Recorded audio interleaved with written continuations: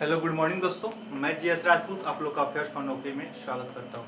हमेशा की तरह मैं आप लोग के सामने आज हाजिर हूं 15 जुलाई के करंट अफेयर्स लेके, जिसमें हम लोग कुछ बात करेंगे करंट अफेयर्स की। उससे पहले ठीक है, अगर आप लोग चैनल पर नए देख रहे हैं तो चैनल को सब्सक्राइब कर दीजिएगा, अपने दोस्तों में शेयर कर दीजिएगा। ठीक है, अच्छा लगेगा तो लाइक और कमेंट जरूर कीजिएगा। ठीक है, तो हम लोग आज बात करेंगे आज पहले कोटेशन की, उसके बाद हम लोग करंट अफेयर्स की तरफ चलेंगे।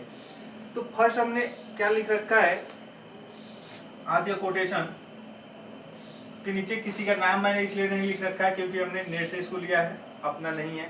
मैं पहले ही कहते रहा हूँ, ठीक है, क्योंकि बहुत लोग होते हैं कि दूसरे का कॉपी करके अपना बताता है कि मैंने ये अपने सोचा है। ये मेरा मैंने अपने नहीं सोचा है, सीधी सी बात है। देखिएगा, लेकिन बहुत अच्छी बात हमको लगी है तो हमने इसको लिख रखा है आज, निंदा से घबराकर अपने लक्ष्य को ना मत छोड़ो। ठीक है, निंदा से घबराकर अपने लक्ष्य को ना छोड़ो, यानी कोई आपकी शिकायत करता है, निंदा करता है तो उससे घबरा के टेंशन लेके अपने लक्ष्य को छोड़ना नहीं है। हमको करना है तो करना है, हमको पाना है तो पाना है। ठीक है, क्योंकि लक्ष्य मिलते ही निंदा करने वालों की राय बदल जाती है। यही आप सक्सेस हो जाइएगा, आपका लक्ष्य आपको मिल जाएगा, तो जो निंदा कर रहे थे उस आपको उनकी राय बदल जाएगी। वो लोग आपका समर्थन करने लगेंगे कहने कि हमको पता था ही करेगा, हम जानबूझ के ऐसा कहा करते थे कि इससे इसको क्या मिले, मोटिवेशन मिले और एक जोश में काम करें। ठीक है, लेकिन वाकई में वो क्या करते हैं, रियल में वो शिकायत करते हैं। लेकिन यही आप सफल होइएगा तो उनकी राय बदल जाती है, वो लगते हैं आपके फेवर में करने, वो अच्छी बात है। ठीक है, और एक और चीज़ कहा गया है कि याद तो नाम नहीं आ रहा है, बट एक हिंदी में दोहा था, निंदक नीरे राखिए आंगन कुटी छवाए, अब बिन साबुन पानी बिना निर्मल करे सुहाए। कभी भी निंदक को अपने पास रखना चाहिए। ठीक है, जो आपको क्या करे, आपको हर समय समय पर बिन पानी साबुन बिना, यानी कि बिना साबुन पानी के आपको धोते रहे, आपकी निंदा करते रहे, और उससे क्या होगा, जब ही आपका शिकायत होगा तो उससे आपको और आगे अच्छा करने का मौका मिलेगा। ठीक है, चलिए, तो हम लोग ज़्यादा इसको पर्सनली कोई न ले, तो आज का कोटेशन यही है कि निंदा से घबराकर अपने लक्ष्य को न छोड़े, क्योंकि लक्ष्य मिलते ही निंदा करने वालों की राय बदल जाती है, याद रखिएगा। ठीक है, आप भी अगर अपने एग्जाम में सक्सेस हो जाइएगा, अपनी लाइफ में सक्सेस हो जाइएगा, पीओ बन जाइएगा, क्लर्क बन जाइएगा, एसएससी ऑफिसर बन जाइएगा, तो जो लोग आपकी शिकायत करते थे वो लोग आपके फेवर में जरूर हो जाएंगे। ठीक है, तो चलिए हम लोग बात करेंगे आज की करंट अफेयर्स की फर्स्ट की 2019-20 में भारत का सबसे बड़ा व्यापारिक भागीदार यूएसए। ठीक है, ये क्वेश्चंस आपके एग्जाम में बनते भी हैं इकोनॉमिक्स लेवल में, ठीक है, या बैंक में। किस तरह से क्वेश्चन बनेगा, 1920 में भारत का सबसे बड़ा व्यापारिक भागीदार कौन था, सबसे बड़ा बिजनेस पार्टनर कौन था, तो यहाँ पे ध्यान रखिएगा कौन था, यूएसए था, अमेरिका था। ठीक है, यह कौन मंत्रालय देता है, तो commerce and industry, commerce and industry ministry द्वारा यह घोषित किया जाता है। याद रखिएगा, वाणिज्य एवं उद्योग मंत्रालय द्वारा यह क्या किया जाता है, घोषित किया जाता है कि इस साल का सबसे बड़ा बिजनेस पार्टनर कौन सा कंट्री रहा, यानी कि आयात निर्यात दोनों के मामले में। तो याद रखिएगा यह किसके द्वारा दिया था, कॉमर्स एंड इंडस्ट्री मिनिस्ट्री के अंतर्गत। तो कौन है, तो पीयूष गोयल है। चलिए नेक्स्ट हम लोग बात करेंगे, तो इसको तो मिटाना होगा थोड़ा सा। अगर आप पहली बार देख रहे हैं तो सब्सक्राइब अगर नहीं किए तो सब्सक्राइब कर दीजिएगा, अपने दोस्तों में शेयर कर दीजिएगा। ठीक है, चलिए हम लोग नेक्स्ट बात करेंगे। यूएस की राजधानी तो आप लोग को पता ही है कि वाशिंगटन डीसी है। ठीक है, वहाँ का डोनाल्ड ट्रंप जी क्या है, प्रेसिडेंट है। चबहार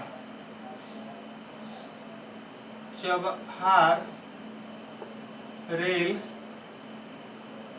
परियोजना से भारत को ईरान ने बाहर किया। अब यहाँ क्वेश्चन एक सिंपल वे में हो गया कि चबहार रेल परियोजना से किसको, भारत को किसने, ईरान ने बाहर किया। तो ये तो सिंपल वर्ड हो गया। बट ये जो है चबहार जो है, ठीक है, यह ईरान में क्या बन रहा था, एक पोर्ट बना। पोर्ट पे जो भी कार्गो वगैरह या जो भी शिप से सामान वगैरह जाते थे, तो उसको दूसरे जगह तक ले जाने के लिए, सुविधा बढ़ाने के लिए यहाँ पे रेल परियोजना शुरू की गई, बात कही गई, मीटिंग हुई 2016 में। कितना के लिए, तो 400 मिलियन डॉलर की, जो भारत द्वारा इसमें सहयोग किया जाता। तो भारत क्या कर रहा है, अभी तक उस पर कोई भी सहयोग की बात नहीं कही है, जिसके वजह से ईरान ने क्या किया है, भारत को इस परियोजना से अलग कर दिया है कि आप पैसा नहीं दीजिएगा तो आप इस परियोजना के भागीदार, पार्टनर नहीं होंगे। तो यहाँ से ये क्वेश्चन बन सकता है कि चबहार रेल परियोजना कहाँ पे है, तो ईरान में है। दूसरा क्वेश्चन बन सकता है कि इस पे कब सहमति हुई थी, तो 2016 में। तीसरा क्वेश्चन हो सकता है कि इस पे कितनी खर्च की जानी थी राशि, तो 400 मिलियन। ठीक है। नेक्स्ट बाहर किसको किया गया है, तो भारत को किया गया है। ठीक है। एक और है यहाँ पे चबहार पोर्ट। ठीक है, ये भारत बनाया था ईरान में। और ग्वादर कौन बनाया है, चीन बनाया है। कहाँ, पाकिस्तान में। याद रखिएगा, ग्वादर चीन पाकिस्तान में और चबहार कहाँ पे, तो ईरान में। चलिए हम लोग नेक्स्ट बात करेंगे। और कह रहा है कि पोलैंड के राष्ट्रपति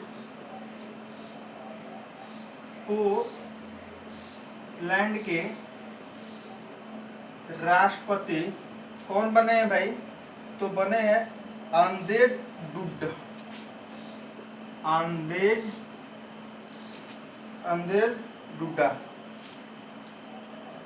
डुडा। ठीक है, आंदेज डुडा।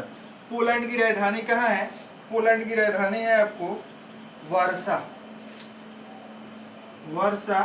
और यहाँ के क्या करते हैं, ज्वाल्टी यहाँ क्या चलती है, मुद्रा चलती है। ठीक है, चलिए याद रखिएगा इसको अच्छे से। चलिए हम लोग नेक्स्ट बात करेंगे।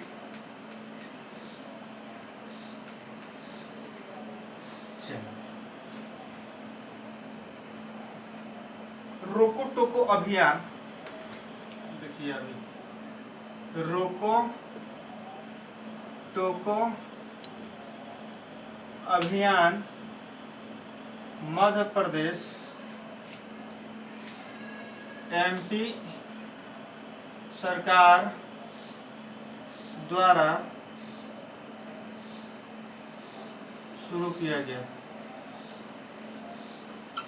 अब देखिए रोको टोको अभियान का मतलब क्या है, तो वैसे लोग जो बिना मास्क के, कहाँ, रोको टोको अभियान।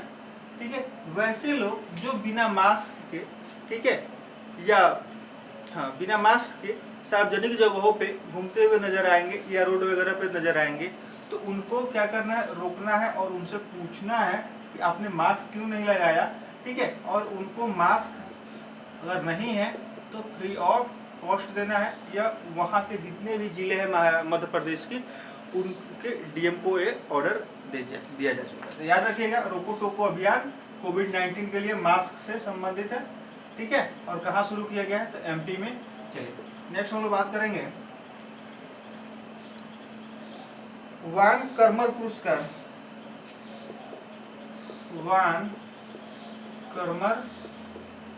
पुरस्कार 2020 से इसरो के प्रमुख के शिवन को सम्मानित किया गया। चलिए अब यहाँ से क्वेश्चन बनेगा, वान कर्मर पुरस्कार 2020 किसको दिया गया, तो किनको दिया गया भाई, के शिवन को दिया गया। ठीक है, किसके प्रमुख है, तो इसरो के प्रमुख है। अब बात आएगी कि यह पुरस्कार किसके द्वारा दिया जाता है, तो यह पुरस्कार दिया जाता है, आपको याद होगा कि इंटरनेशनल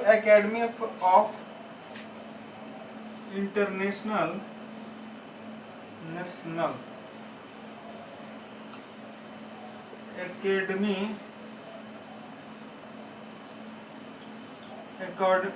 ऑफ एरोनॉटिक्स द्वारा यह दिया जाता है। ठीक है, और कहाँ दिया जाता है? तो यह पेरिस फ्रांस में दिया जाता है, और इसका जो हेड क्वार्टर है आपको पेरिस फ्रांस में ही है। इनको यह पुरस्कार कब दिया जाएगा? तो 2021 में दिया जाएगा। ठीक है, चलिए अब यहाँ से हम लोग थोड़ा सा और क्वेश्चन बनाते हैं। वन कर्मर पुरस्कार किनको दिया गया? के सिवन को दिया गया। के सिवन किसके अध्यक्ष है? इसरो के अध्यक्ष है। इसरो का फुल फॉर्म क्या होता है? Indian space research organisation. इसका हेड क्वार्टर कहाँ है? बेंगलुरु में। इसकी स्थापना कब हुई थी? 1969 में। ठीक है, चलिए नेक्स्ट हम लोग बात करेंगे। मिटाते हैं हम तब तक आप लोग और क्वेश्चन को याद कीजिए। इसरो का हेड क्वार्टर कहाँ है? बेंगलुरु में। कब स्थापना हुई थी? 1969।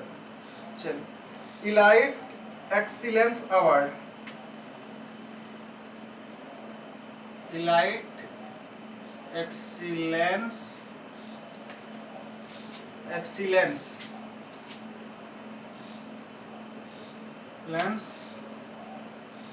अवार्ड 2020 से छत्तीसगढ़ को सम्मानित किया गया।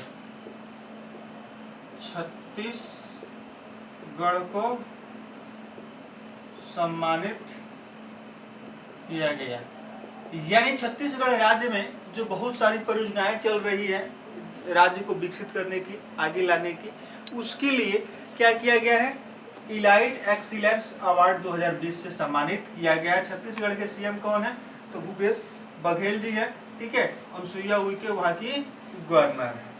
चलिए नेक्स्ट हम लोग बात करेंगे, और यह जो है इलाइट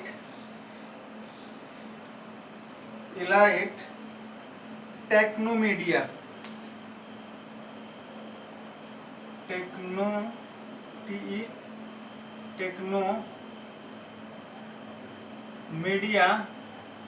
पीवीटी के द्वारा यह दिया जाता है। ठीक है, और इसका हेड क्वार्टर है न्यू दिल्ली में। चलिए बस यहाँ से एक ही क्वेश्चन पूछा जाएगा कि इलाइट एक्सीलेंस अवार्ड 2020 से किसको सम्मानित किया गया? तो छत्तीसगढ़ राज्य को सम्मानित किया गया है। पॉल हैरिस फेलो सम्मान। पॉल एरिस फेलो सम्मान से तमिलनाडु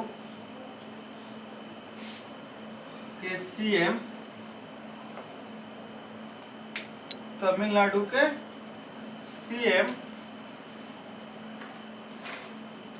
के पलानी स्वामी को सम्मानित किया गया। अब यहाँ से समझिएगा, पॉल एलिस फेलो सम्मान से किनको सम्मानित किया गया?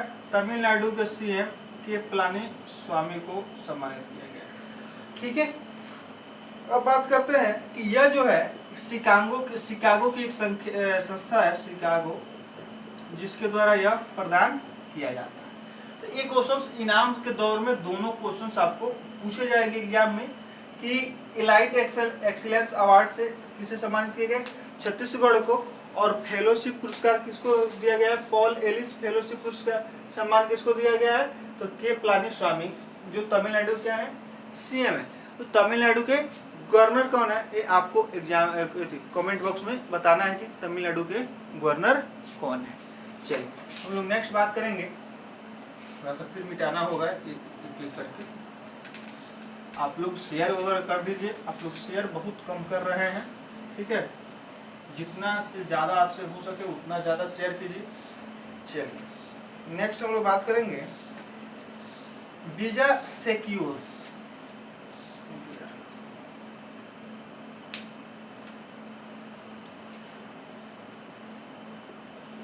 वीजा सिक्योर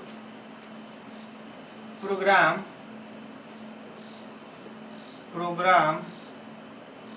लॉन्च करने के लिए वीजा ने फेडरल बैंक के साथ समझौता किया है। अब यहाँ से क्वेश्चन समझिएगा, ऑनलाइन टेक्नोलॉजी को बढ़ाने के लिए, कार्डलेस कॉन्टैक्टलेस व्यवस्था करने के लिए, कोविड-19 से बचने के लिए, यानी कि आपको एटीएम मशीन टच भी नहीं करना पड़े और आसानी से क्या हो जाए, कैश विड्रॉल हो जाए। इसके लिए यह वीजा सिक्योर एक प्लान लाया गया है, प्रोग्राम लाया गया है, ठीक है, जिसके लिए वीजा कंपनी ने क्या किया है, फेडरल बैंक के साथ समझौता किया है। ठीक है, तो वीजा का एक अलग कंपनी है, कार्ड कंपनी है, जो डेबिट कार्ड, क्रेडिट कार्ड वगैरह, प्लेटिनियम वगैरह कार्ड बनाती है जो, ठीक है। तो याद रखिएगा कि वीजा सिक्योर के लिए वीजा ने किसके साथ, फेडरल बैंक के साथ। और फेडरल बैंक जो है भारत में गोल्ड कॉइन बेचने वाला भारत का पहला निजी क्षेत्र का बैंक है। क्या है, निजी क्षेत्र का बैंक है। जो बच्चे मेरा क्विज देखे होंगे, ठीक है, वन लाइनर फॉर्म में, वो इसको बना देंगे होंगे, ठीक है। फेडरल बैंक भारत में सोना का सिक्का यानी गोल्ड कॉइन बेचने वाला निजी क्षेत्र का पहला बैंक है। चलिए नेक्स्ट हम लोग बात करेंगे बीसीसीआई के अंतरिम अध्यक्ष, बीसीसीआई के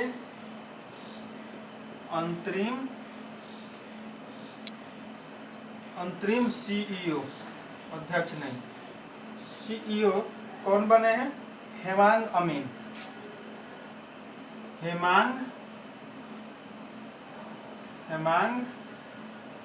अमीन बने हैं। चलिए नेक्स्ट हम लोग बात करेंगे, नगीदास सांघवी का निधन हो गया। नगीदास सांघवी का निधन हो गया, ठीक है। हो सकता है कहीं चमक रहा हो तो ध्यान रखिएगा, ध्यान से सुनिएगा।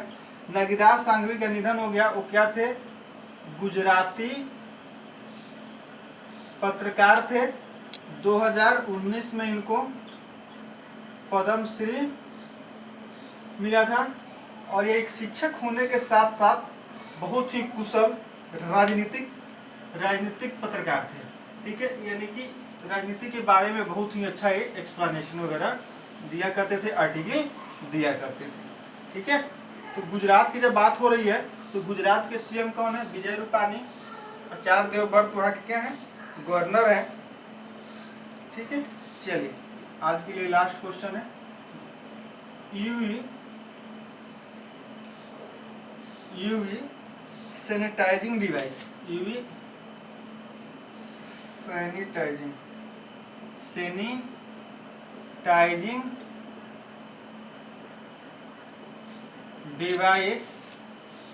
सैनिटाइजिंग डिवाइस क्या नाम है भाई,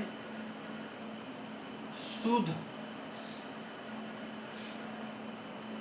IIT कानपुर द्वारा विकसित किया गया। तो बात समझिएगा, यूवी सैनिटाइजिंग डिवाइस शुद्ध जो है IIT कानपुर द्वारा विकसित किया गया है। यानी कि एक ऐसा लाइट होगा, एक ऐसा बल्ब होगा जो आपके घर में, आपके रूम में, आपके जहाँ भी आप ऑफिस में अगर जलाइएगा तो 15 मिनट में, ठीक है, 10 गुने 10 यानी कि 10 बाई 10 का अगर कमरा है तो 15 मिनट में उसमें जितने भी कीटाणु वगैरह होंगे, जितने भी वायरस वगैरह होंगे, सभी मर जाएंगे। ऐसा IIT कानपुर का कहना है, ठीक है। ये कोई ऐप वगैरह नहीं है, यह एक जैसे CFL LED बल्ब आप लोग देखे होइएगा, उस तरह का एक बल्ब है जो अपने रूम में 15 मिनट तक जला दीजिएगा तो जितने भी उसमें कीटाणु वगैरह होंगे आसानी से मर जाएंगे, ठीक है। उसका नाम क्या है, शुद्ध, ठीक है। किसने डेवलप किया है, IIT कानपुर ने। IIT कानपुर ने, ठीक है, एक और ऑनलाइन शिक्षक वगैरह के लिए, ठीक है, ऑनलाइन टीचिंग के लिए एक अलग से प्लेटफॉर्म शुरू किया था। उसका नाम आप लोग कमेंट बॉक्स में हमें जरूर बताइएगा कि IIT कानपुर ने, ठीक है, वो कौन सा एप्लीकेशन या कौन सी फैसिलिटी लॉन्च की थी जो कि शिक्षा को आसान करने के लिए बहुत ही फायदेमंद। ठीक है, मैं इतना आप लोग को हिंट दे दे रहा हूँ कि उसके नाम के शुरू में मोबाइल वर्ड जुड़ा हुआ है, आगे आप लोग जोड़ के आंसर कीजिएगा। इसी के साथ मैं आप लोग से विदा लूँगा, और विदा लेने से पहले मैं आप लोग को याद दिला दूँ कि चैनल पर अगर नए देख रहे हैं तो चैनल को सब्सक्राइब कर दीजिएगा, अपने दोस्तों में शेयर कर दीजिएगा, और अच्छा लगेगा तो लाइक और कमेंट जरूर कीजिएगा। जय हिंद।